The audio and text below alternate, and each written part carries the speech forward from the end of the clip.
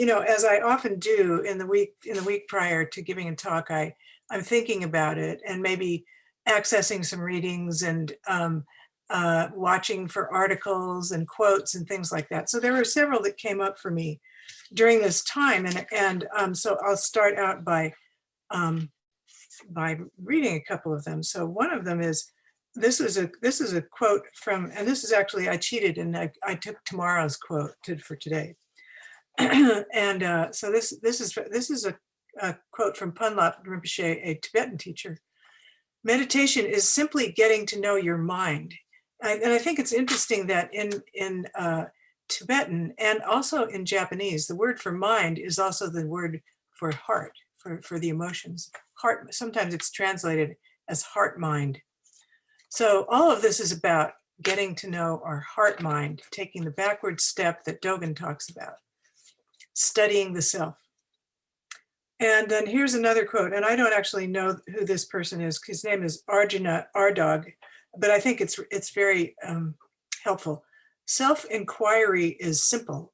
It does not require you to do anything, change anything, think anything, or understand anything. It only asks you to pay careful attention to what is real. What is real? So that's what we're really focused on. What is real? Though I might disagree with this person, I presume it's a man, Arjuna is a man's name, and say, I think it also asks for understanding. And then this is a quote from John Kabat-Zinn, and he says, it is not that mindfulness is the answer to all life's problems. Rather, it is that all life's problems can be seen more clearly through the lens of a clear mind. So that's what we're working on. So to address discomfort, and this word came up for me in a conversation with my stepson's girlfriend, who is Black. And I told her that I would be talking about race with my Sangha this year.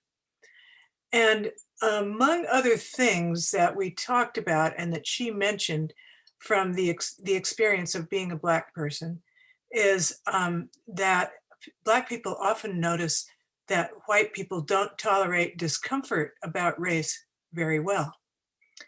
And when she said that, I was stung and I was embarrassed. And I also felt it to be true. I don't tolerate my discomfort about race well, at all. And as a matter of fact, I don't tolerate discomfort about much of anything very well at all. So fortunately, of course, it turns out that Buddhism has a good deal to say about discomfort of any kind, and including both experiencing it and inflicting it, and how to deal with it. And of course, it's because it's a kind of suffering. So to think a little bit about what the word discomfort means, this is what it implies to me, the kind of a discomfort that I'm talking about. It's a particular combination of shame, embarrassment, sorrow, fear, and helplessness. So I'm just wondering if anybody else has ever experienced this. And when I've experienced this, I feel I want to squirm and I tighten up and I want to run away. And I often want to defend myself from it. Now, this is a particular kind of experience that one can have in relationship to another person when things are not going so well, and you don't quite know what to do. Maybe your efforts have failed. Maybe you feel unjustly accused of something, like being thought racist. Or maybe you've unwittingly said something hurtful. And this is very, very uncomfortable. And I think that we're not used to identifying this kind of experience as a kind of suffering. And I think it's helpful to do so because we do know what to do with suffering. We do have a teaching, a big, big teaching about suffering. And here's another quote. This one is from Ajahn Chah, who's an influential teacher. It was an influential teacher in the Thai forest monk tradition of Buddhism. Anything that is troubling you, anything that is irritating you, that is your teacher. So I want to look at this kind of discomfort as a practice opportunity for us in this historical moment. Now, most of the time, I tend to speed past this kind of discomfort, rushing towards a solution, rushing towards a defense, a rationalization, an intellectualization, an academic comment, something like that. I might try to correct the person's point of view towards me so that I can regain their approval. But Suzuki Roshi tells us that with any moment of suffering, to stop, to look with fresh eyes, with beginner's mind, and ask, what is this? This is the essence of our practice. What is this? Instead of rushing ahead to mitigate the myriad instances of daily discomfort of any kind, this practice asks me to pause, to look, to feel, and watch what's going on in my mind. What is this? Now try thinking of a moment of discomfort, what you experience as discomfort, of being caught out, being embarrassed by awkwardly misunderstanding, or of being misunderstood, or of making a mistake and being caught. So imagine that. What is that like? What is that experience? Where do you sense it in your body? What other experiences is it connected to? Let yourself feel all of it. Just take a moment now to do that, to identify something like an experience, something like that.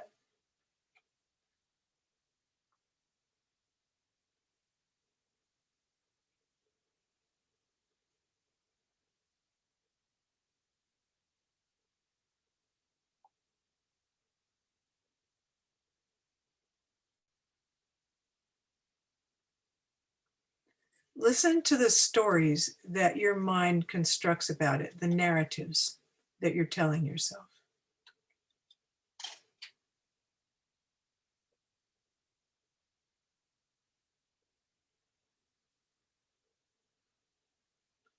Listen as your mind wants to jump to justify, to explain, to defend. Try not to escape into any of these defenses. Try to abide and not be swept away.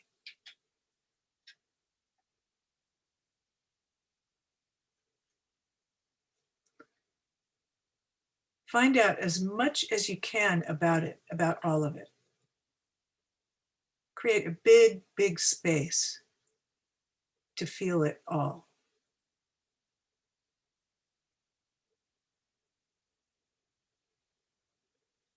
Study it and become its friend.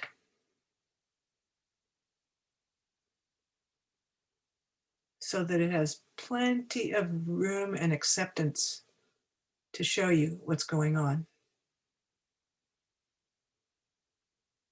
And so you can recognize it when you feel it again.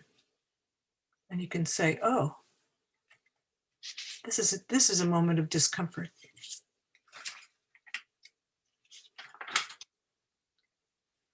I had a lot of this kind of experience when I was taking the course offered by San Francisco Zen Center in online last year called Unpacking the Whiteness of Leadership.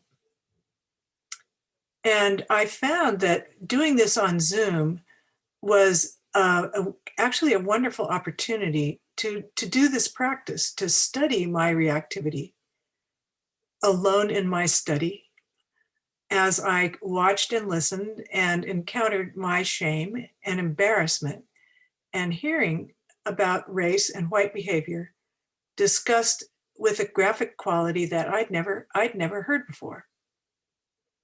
And I was glad for the privacy of my room so that I could experience these feelings without a witness other than myself. And later share them with other white people who were going through the same thing. My chagrin was deepened when I began to understand that people of color, how people of color experience white people. But being alone helped me be honest with myself and grow some resilience and willingness to be present to this kind of difficult experience. And also, there was nobody in the room that I could blame, and therefore transfer my suffering to someone else. Basically, the Course challenged us as white people to take on our own suffering, take responsibility for it, take it in as mine and not someone else's. And I will say more about this. And as we try to, kind of pull the threads apart and understand it. Right now, I think we're in a social situation in our country where there's heightened sensitivity about race, a lot of pain, especially for non-white people, but for white people as well. Because of social media, we can see each other more starkly and graphically, and it's more painful. We can't ignore it. We cannot escape it. The wisdom of not being able to escape. So it's really a wonderful opportunity. It's a Dharma gate for us. And right now, as white people, we're asked to look at whiteness and the damage that it has caused. And this is terribly, terribly hard work. But I think that Zen practice in our everyday life helps. And often I use the inevitable micro conflicts and misunderstandings of married life to help me study all kinds of discomfort. I've been married now for the second time for as long as I was married the first time, 15 years. This time I have Zen practice to help me. I'm a very sensitive person and my husband is very sensitive. So it's easy for one of us to set off a spark and light a fire. I used to say, when Steve does something irritating, it's because I'm irritable. But when Steve is irritated, it's because I'm irritating. That's what the dynamic, as I perceived it, and Steve perceived it, exact mirror image. So, and in our culture, we live in a culture that is a culture, kind of culture of blame. We're very litigious. If there's something that we're unhappy about, we look around and see if there's anybody we can sue, in effect. And so here's what I think that Zen practice offers us. In any difficult encounter, not having learned to see and abide with and be responsible for our own pain, which we find unbearable, we want to offload it onto the other person by blaming, explaining, correcting, and defending. I'm beginning to learn to catch myself wanting to do that and to realize that when I do that, I've stopped listening. I've stopped listening to myself and I've stopped listening to Steve. It's like I'm fighting for my life and my self-esteem. And of course, from the Zen Zen standpoint, this is all about protecting the self. Now, I'm not saying that you should never do that. Of course, there are circumstances when you must. But when it's possible, it's really helpful for me to study my own reactivity and to learn about it so that I can start to see when it's clearly, more clearly, when it's mine and when it's Steve's. That's what this moment in racial history calls for. When is it my suffering, and when is it that I am responsible for, and when is it the suffering of others? We are being asked to hold our sensitivity as white people and to listen to ourselves and to each other. This is what I've been talking about for the past few weeks.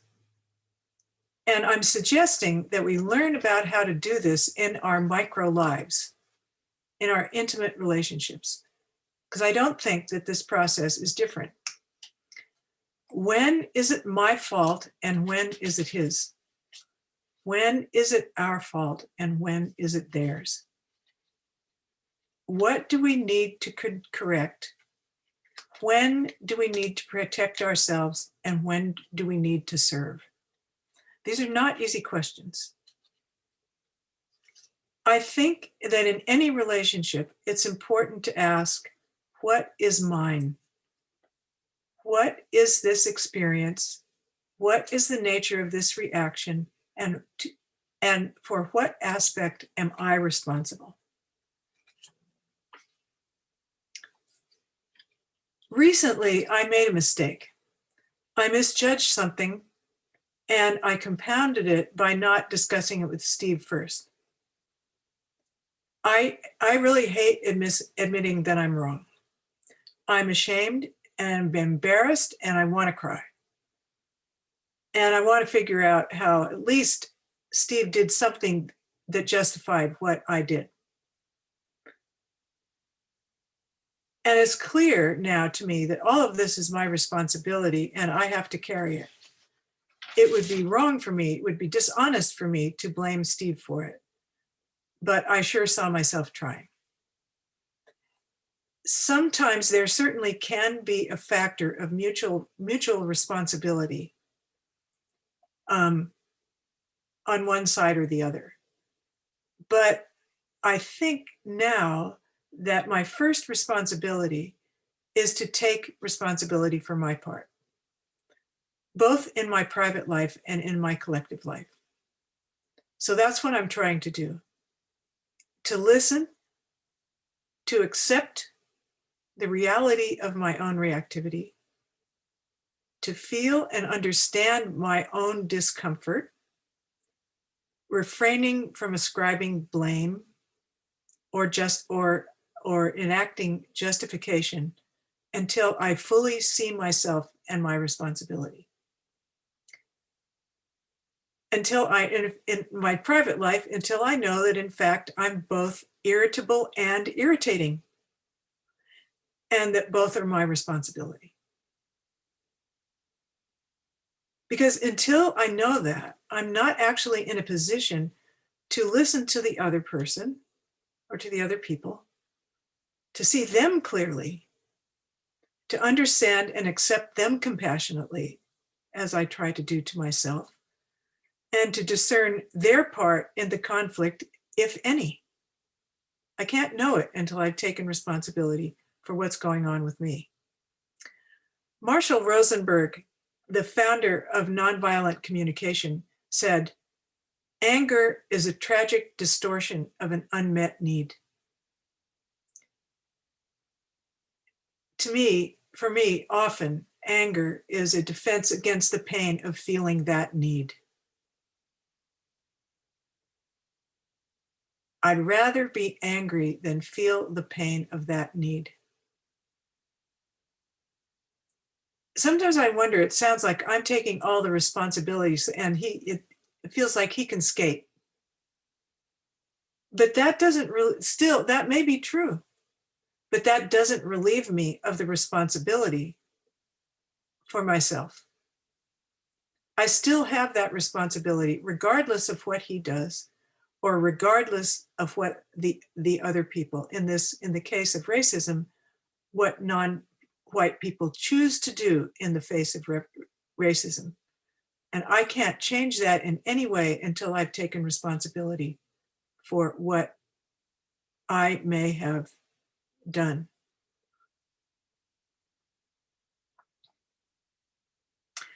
I think that if I do this, and I've found this to be the case in my private life, that if I do this, there is a chance that he may assume his responsibility.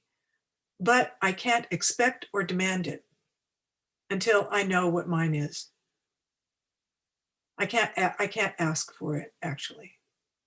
I can't ask for my need to be taken care of until I fully understand it and accept that I have it.